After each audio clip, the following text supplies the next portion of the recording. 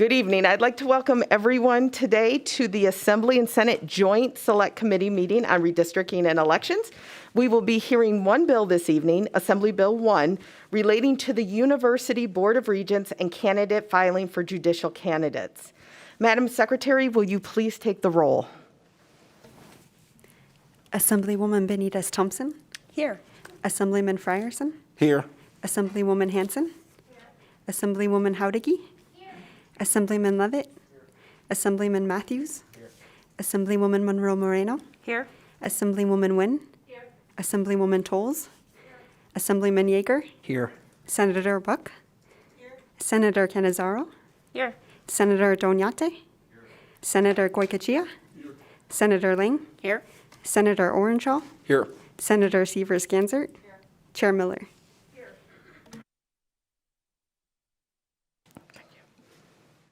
And thank you. We do have quorum present. I just want to mention a few housekeeping issues before we go into the bill. If you wish to testify on a bill or during public comment, please place your name on the sign-in sheet in the back of the room. Please also remember when it's time to speak to turn on your microphone and clearly state and spell your name for the record. Also, who you represent at the beginning of your testimony. And of course, be sure to identify yourself for everyone presenting, to make sure to identify yourself each time before you speak. If you're participating by phone or Zoom, you will be asked to unmute yourself when it's time to speak. Please remember that comments will be limited to no more than 3 minutes per person. You are also welcome to submit any additional comments in writing, and they will be added to the record for this meeting.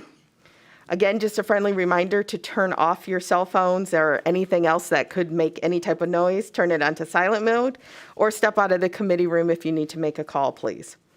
The documents and handouts that are submitted ahead of time that support the bill presentation are in the back of the room. And we ask that everyone watch the live feeds. If you're at home watching, watch during the presentation for any supplemental materials that will be used as well. Also during the committee, you will notice that members will be looking at their computer screens. We're also reading documents and reviewing documents, so please don't take this as a sign of inattention or anything like that. There also may be, depending on how long the meeting goes, you may see members eating up here. Please also understand that that's just due to the fact that we did not want to stop and recess committee. As for the agenda, the public, again, is encouraged to submit written testimony by email to ree@asm.state.nv.us. You also can send in your public statements through fax at 775-684-8533. Or you can mail, and as long as it's postmarked within 24 hours of adjournment, to the Nevada State Assembly at 401 South Carson Street, Carson City, Nevada, 89701. And that, again, is to make it part of the testimony. As you know, we will have a period of public comment at the end of this meeting. If you wish to present testimony by telephone, please call 669-900-6833. You will then be asked to enter the meeting ID of 845-7508-0262. Again, that's 845-7508-0262. That will be the same meeting ID for everyone, followed by the pound sign. As for the next item on our agenda, we will be hearing Assembly Bill 1. With that, I understand that Joe Reynolds, Chief General Counsel with the Nevada System of Higher Education, will be presenting the portion of this bill regarding the districts for the NSHE Board of Regents. We also have Ashton Killian, Chief Deputy Legislative Counsel with the Legislative Division of LCB, who will run through portions of the bill relating to the candidate filing for judicial candidates. So at this point, as both presenters are approaching, and just for everyone on the committee to understand, we will hear the first portion of the bill as it's related to the Board of Regents, And then at that point, I will take questions for that portion of the bill. And then we will proceed to the next portion of the bill, which pertains specifically to the judicial candidate filings, and then take questions on that portion of the bill. So with that, we are ready whenever you are. Please proceed. Joe Or I should Reynolds. say, I'm sorry, that I'm going to officially open the hearing on Assembly Bill 1. Joe Reynolds for the record, JoeReynolds. And thank you, Chair Miller and members of the committee for the opportunity to be here today and to discuss the Regents portion of AB1. I am the Chief General Counsel for the Nevada System of Higher Education, and I'm here today on behalf of the Board of Regents. After reviewing AB1 this afternoon, I'm pleased to say that it is consistent with the proposal that was voted on by the Board of Regents on September 9th and submitted to the Legislature for consideration and review. And so on the record, I'd like to reflect that we do support AB1 as drafted. And also at the outset, I would just like to thank Director Erdos, Chief Deputy Killian, Mr. Stewart, and the LCB staff and team who've been great in providing communication and assistance throughout this process. I was just intending to provide some highlights in the materials that you have before you, and to get to what I believe is the heart of the proposal by the Board of Regents. And I do have to apologize. I did have a PowerPoint prepared for the committee, but due to technical difficulties, it's not up today.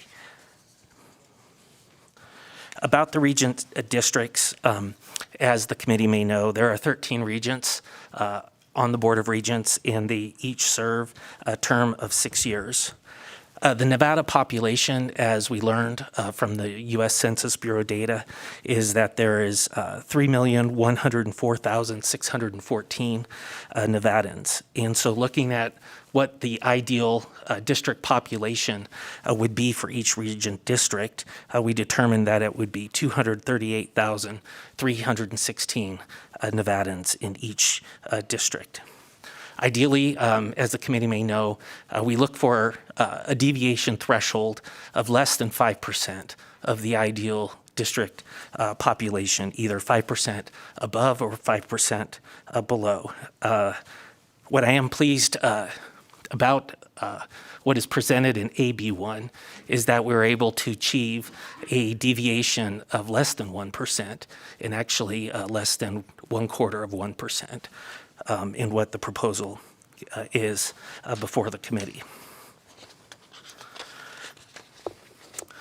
Largely in looking at the different committee districts, a few highlights that change the current proposal for consideration from prior districting, I would note, is District 11, which is currently held by Regent Geddes. It picked up Humboldt County, which is different than District 8, which is currently held by Regent McAdoo.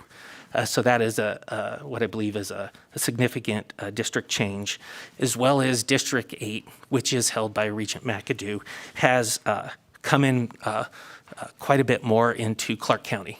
So that district is moving southward.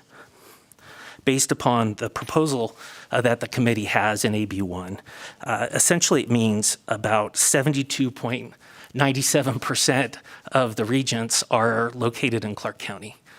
So in other words, about 9.5%, and 27.03% of the regents are in the rest of the state, about 3.5%. So certainly, by far, the majority of regents reside in Clark County. A couple, in looking at some of the tables that were presented to the committee today, I think a couple points to note is that what I believe is for the first time we are presenting in what's in AB1 is a majority Hispanic population district, 2 of them in Districts 4 and Districts 5, as well as a Hispanic majority voting population in Districts 4 and District 5. While in the 2010 redistricting, there were majority Hispanic populations. They weren't both voting age. And so that is, I believe, an important change. Another is when looking at districts 1 through 5 in Clark County, they are currently drawn as a non-white majority districts, whether there's a combined diverse population of majority Nevadans. And that is a change from the 2010 districting proposal, where there was only 2 districts. It was District 1 and District 5 that were a diverse population majority. The plan that was submitted to the legislature, we made every intent, and I believe it does comply with the principles of the Nevada Constitution, the U.S. Constitution, the Voting Rights Act. And with that, I might be happy to answer any questions. Thank you. Thank you for that presentation. Committee members, do we have any questions? Okay, I will start first with Senator Gokachia. Thank you, Madam Chair. And Mr. Reynolds, refresh my memory, did we use the prisoner reallocation in compiling these numbers, or did we not? Joe Reynolds, for the record, Senator Gokachia, yes, we did. And we complied with the 2019 legislation. All right, thank you so much. I wasn't sure. Thank you, Senator. Members, any additional questions? Okay, thank you. Not seeing any other questions. Thank you so much for your portion of the bill. And I know you're not going far, just in case other questions come up, but thank you so much. With that, we will move on to Mr. Killian, who will present the portion of the bill that pertains to judicial candidate filing. Thank you, Madam Chair, members of the committee. Good evening. My name is Asher Killian. I'm Chief Deputy Legislative Counsel within the Legal Division of the Legislative Counsel Bureau. Just to give the staff caveat before I make this presentation, as a member of your legislative staff, I neither urge nor oppose any particular legislation, and am in fact prohibited by law from doing so. My purpose for being before you tonight is just to explain the contents of the other portion of the bill from a legal perspective, not to provide any sort of a policy justification in support or in opposition of those contents. The remaining portions of AB 1, specifically Section 6 through 8 and a portion of Section 14 of the bill, revise the filing period for judicial candidates. This was included in the governor's proclamation as item number 4 to temporarily have filing for judicial candidates match filing for non-judicial candidates for the 2022 elections. Existing law provides that judicial candidates begin to file on between the first Monday in January of election year and the second Friday after the first Monday in January of an election year. And for non-judicial candidates, filing begins the first Monday in March of that year and ends the second Friday after the first Monday in March. Sections 6 through 8 of this bill, temporarily for the 2022 primary and general elections, revise the filing period for judicial candidates to match the filing period for non-judicial candidates. So for the 2022 elections, all candidates would have a filing period that begins on the first Monday in March and ends on the second Friday after the first Monday in March. Sorry, I had to remember where the second and the first fell in that sentence. Section 14 of this bill, specifically subsection 4, is the effective date provision that limits this change to apply only for the 2022 round of elections. So this would be a one-time change in this filing period. All future filing periods after the 2022 elections would not be affected by this bill. And Madam Chair, that's the contents of the bill outside of the Board of Regents changes, and I'm happy to answer any questions the committee may have. Thank you. Members, any questions? All right. I do not see any questions from the members. Therefore, thank you as well, Mr. Killian, for your portion of the presentation. With that, I will go ahead and open it up to testimony in support of Assembly Bill 1. So if you wish to testify in support, Those here in Carson City, we will begin here in Carson City, and then we will move on to the telephone lines. Again, please remember to state your first and last name clearly for the record, which organization, if you represent an organization, and also spell your name, please. And with that, we will move into testimony for support. And also, we're asking that everyone limit to 3 minutes, please. Good evening, Madam Chair and Committee. My name is Jamie Rodriguez. That's JamieRodriguez. I'm the Government Affairs Manager for Washoe County. We are here in support of sections 6 through 8 and 14, as mentioned by Mr. Killian, for the changing of the judicial filings. The reason we're asking for this is due to COVID-19 and the delayed census and redistricting data. This would result in our election staff having to stop the process of redistricting to open up judicial candidate filing and then go back to that after that filing period. So with this one-time change, it'll allow us to complete the entirety of the redistricting and then do all filings at one time. So we agree that this only needs to happen one time in this very specific circumstance, but it would be of great assistance to our staff to really be able to finish redistricting before we start candidate filing. Thank you. Thank you, Madam Chair and Committee. My name is Vincent Guthrow. It's spelled V like Victor, I-N-S-O-N. Last name Guthrow, G-U-T-H-R-E-A-U. I serve as the Executive Director for the Nevada Association of Counties. I'm here just speaking on behalf of the rural clerks. Just echoing what Ms. Rodriguez from Washoe County said, we just appreciate the flexibility, understanding the delay, and understanding the need for it, and we're in support of the measure as well. Thank you. Is there anyone else here in Carson City wishing to testify in support of Assembly Bill 1? Okay, not seeing anyone coming forward in the committee room. Broadcasting, is there anyone in the queue who would like to testify in support of Assembly Bill 1?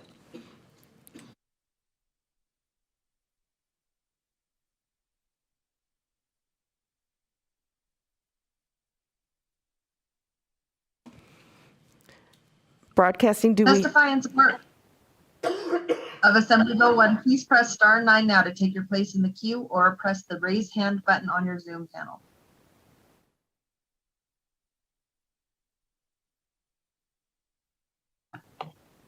Mr. Gloria, please begin.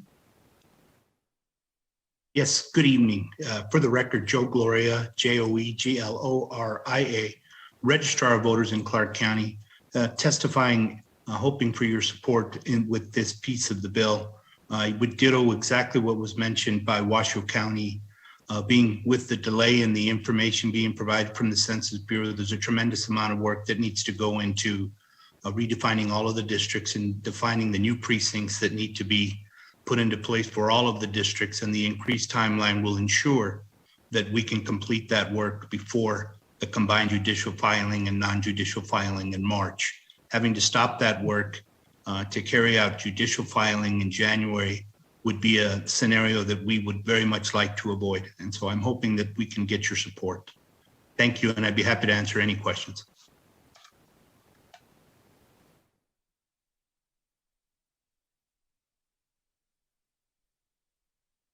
Mr. Ferraro, you may begin.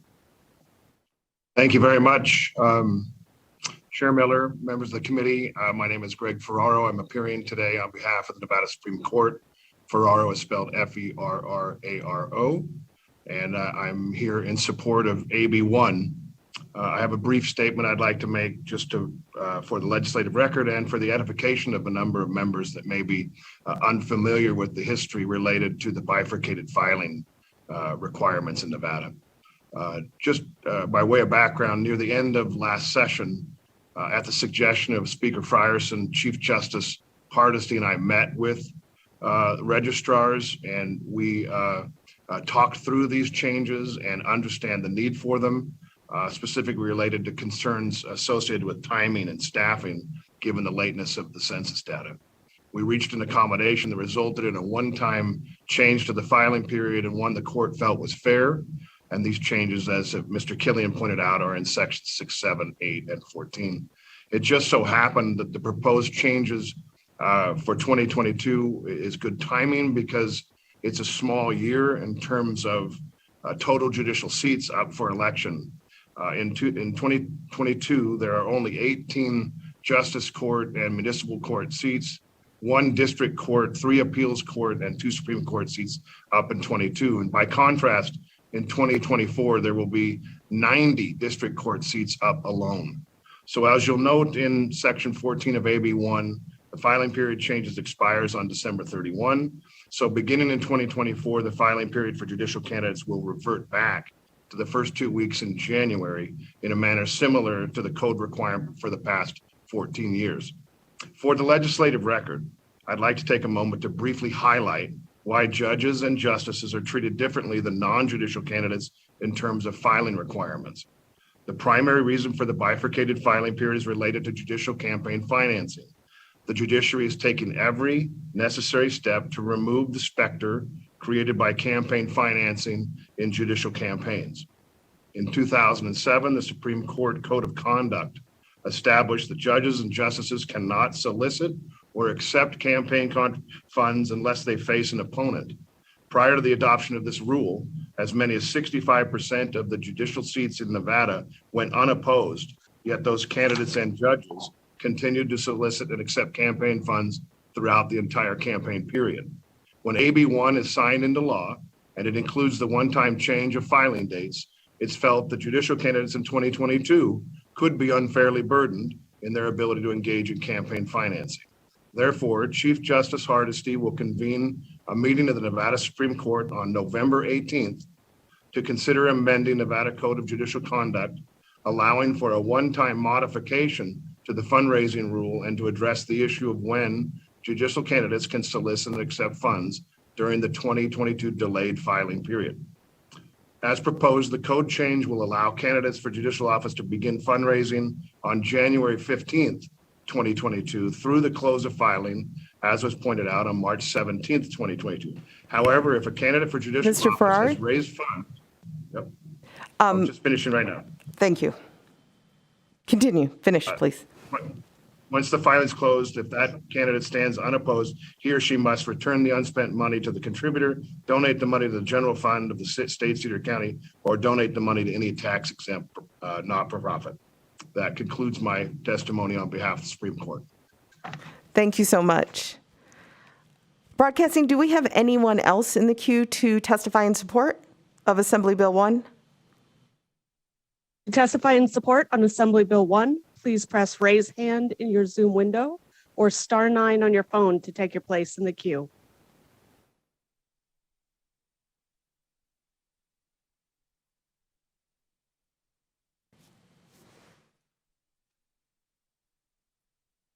At this time, Chair, the line is open and working, but there's no one in queue to provide testimony in support. Thank you.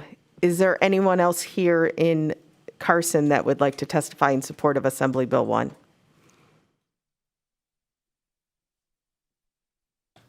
Good evening, Chairwoman and committee members. For the record, my name is Emily Prasad Zamora, PERSAUD-ZAMORA.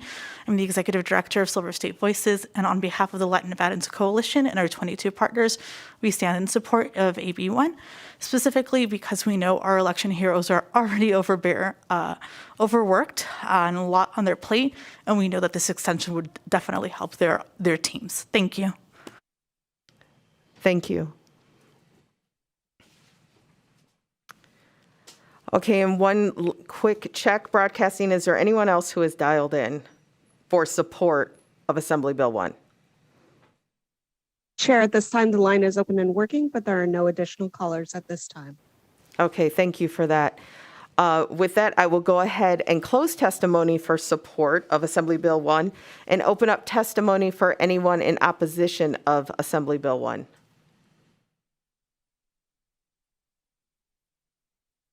I don't see anyone here in the room approaching. Broadcasting, is there anyone on the line that would like to testify in opposition of Assembly Bill 1? To testify in opposition of Assembly Bill 1, please press raise hand in your Zoom window or *9 on your phone to take your place in the queue.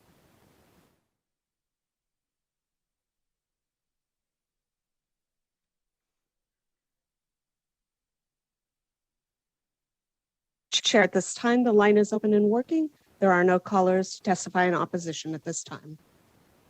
Thank you for that. Let's just give it a few more moments to ensure that there's not anyone trying to dial in.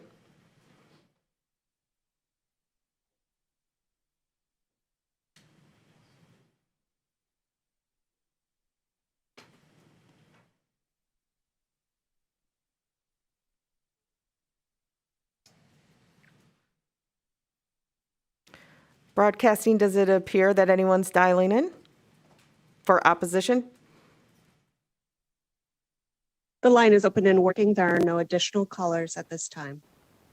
Okay, and not seeing anyone here approaching the room, I will go ahead and close testimony for opposition and open up testimony for anyone that would like to speak in the neutral category for Assembly Bill 1.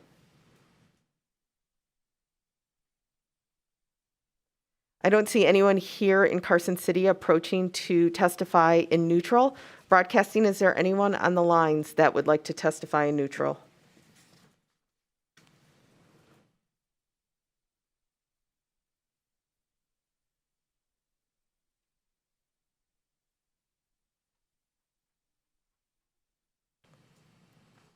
If you wish to testify in neutral on AB1, please press star 9 now to take your place in the queue.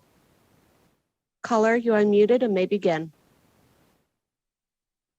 Thank you. This is Kent Irvin, Kentervin, for the Nevada Faculty Alliance, the independent association of faculty at the universities and colleges of the Nevada system of higher education. We have no position on the boundaries for the new districts for the Board of Regents, but I just wanted to put on the record that we appreciate the non-political and nonpartisan process that NG went through in establishing the new districts and General Counsel Joe Reynolds' representations that they fully meet all of the requirements, including the Voting Rights Act. Thank you. Thank you for your testimony.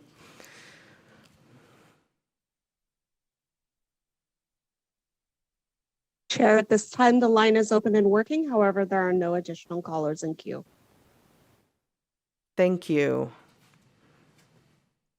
Just waiting a few more moments.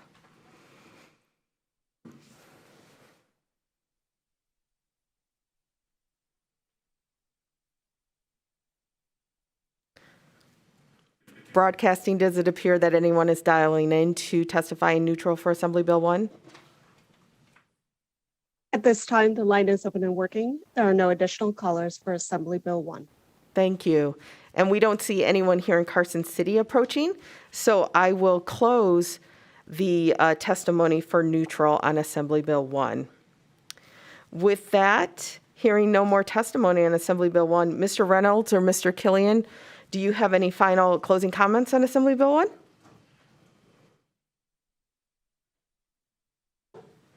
Joe Reynolds for the record, no Chair Miller. Again, and just thank you for the committee's consideration. And thank you so much for your presentation. Thank you. With that, I will close the hearing on Assembly Bill 1. Next, we will move on to public comment. Again, I want to remind everyone making public comment that this is not a rehearing on the bill, but an opportunity to discuss matters that fall within the purview of this committee. Please note, public comment will be limited to 3 minutes per speaker. With that, I do want to repeat the phone numbers for anyone who's watching online and interested in calling in to make a public comment. Again, the phone number is 1-669-900-6833.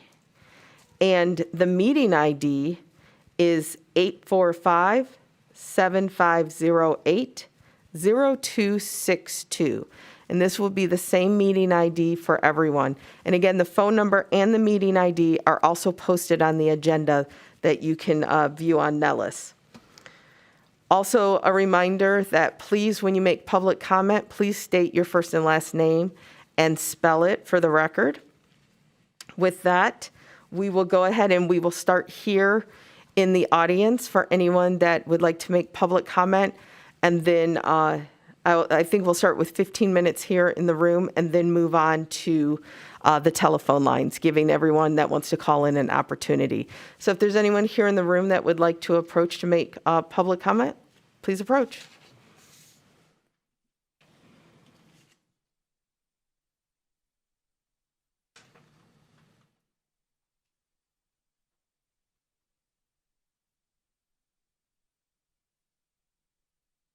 Not seeing anyone here in the room that is interested in making public comment.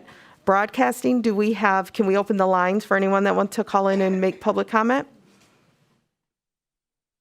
To make public comment, please press raise hand in your Zoom window or *9 on your phone to take your place in the queue.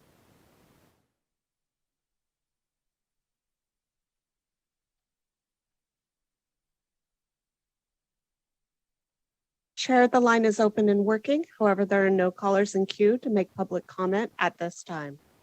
Okay, thank you. Let's give it a minute or two to give everyone the opportunity to call in.